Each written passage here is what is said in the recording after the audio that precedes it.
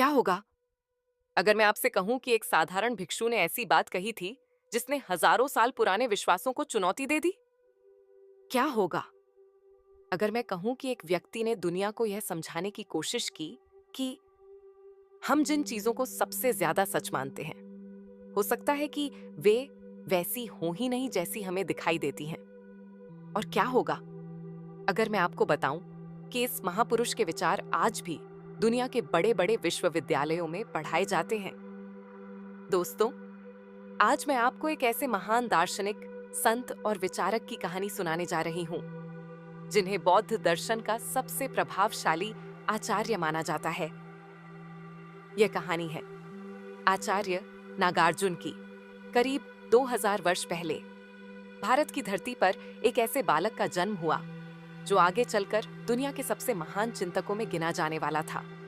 उसका नाम था नागार्जुन। बचपन से ही उनके भीतर ज्ञान की एक अलग ही प्यास थी।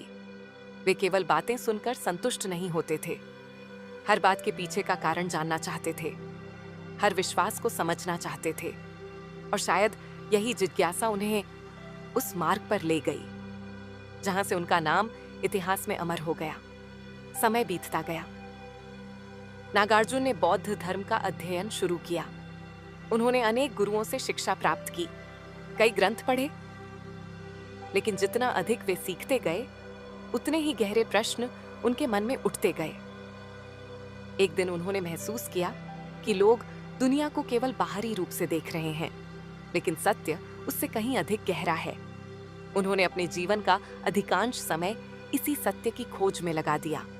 कहा जाता है कि वे घंटों ध्यान में बैठते और जीवन के रहस्यों पर विचार करते। उनकी खोज केवल धर्म तक सीमित नहीं थी।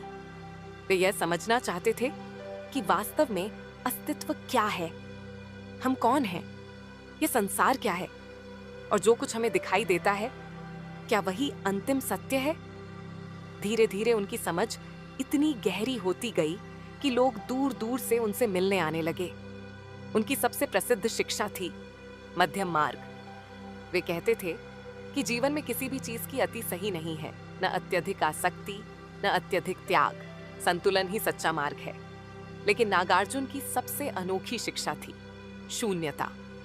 अब दोस्तों, जब लोग शून्यता शब्द सुनते हैं तो अक्सर सोचते हैं कि इसका मतलब कुछ भी नहीं है, लेकिन नागार्जुन ऐसा नहीं कहते थे।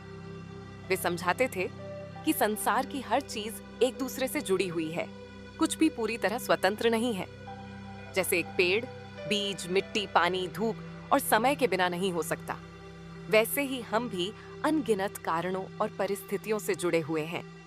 यह समझ इंसान के अहंकार को कम करती है और उसे दूसरों के प्रति अधिक करुणामय बनाती है। एक बार एक शिष्य ने उनसे पूछा, गुरुदेव, ज्ञान का सबसे बड़ा संकेत क्या है? नागार्जुन मुस्कुराए और बोले, जब तुम स्वयं को सबसे बड़ा समझना छोड़ दोगे, तभी सच्चा ज्ञान शुरू होगा। उनकी बातें सुनने में सरल लगती थीं, लेकिन उनमें जीवन बदल देने वाली गहराई छिपी होती थी। धीरे धीरे उनके विचार भारत से बाहर भी फैलने लगे। चीन, तिब्बत, जापान और एशिया के कई देशों में आज भी उनके दर्शन का अध्ययन किया जाता है। सदियां बीत गईं, राजा बदले, साम्राज्य बदले, लेकिन नागार्जुन के विचार आज भी जीवित हैं, क्योंकि वे केवल धर्म की बात नहीं करते थे, वे जीवन को समझने की बात करते थे।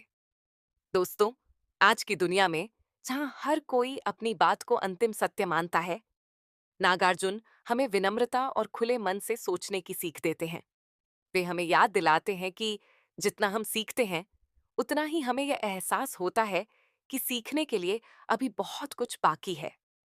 अगर आपको आचार्य नागार्जुन की यह प्रेरणादायक कहानी पसंद आई हो और आप ऐसी ही संतों, दार्शनिकों और महान विचारकों की जीवन बदल देने वाली कहानियां सुनना चाहते हैं, तो हमारे चैनल वेदांत वाणी को अभी सब्सक्राइब कीजिए। आपका एक सब्सक्राइब हमें ऐसी और ज्ञानवर्धक तथा प्रेरणादायक ऑडियो बुक्स आपके लिए लाने की प्रेरणा देता है।